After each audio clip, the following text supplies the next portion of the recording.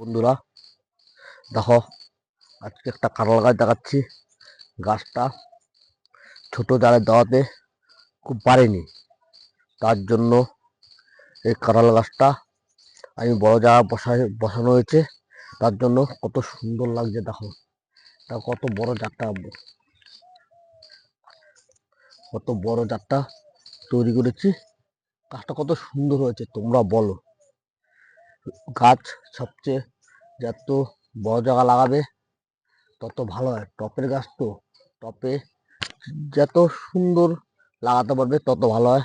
সব খাবার টাবার কেবার দিয়েছি, সেটা ভিডিওটা দিয়েছি। খাবার কমপ্লিট, মোটামুটি 3 মাস খাবার দিতে হবে না, যা খাবার দিয়ে দিলাম। মাঝখানে শিংকুচি হাড়ের গুঁড়ো একবার দিয়ে দেবো, আর কিচ্ছু লাগবে না। দেখো কেমন লাগছে গাছটা, আমার কাঁঠাল গাছটা।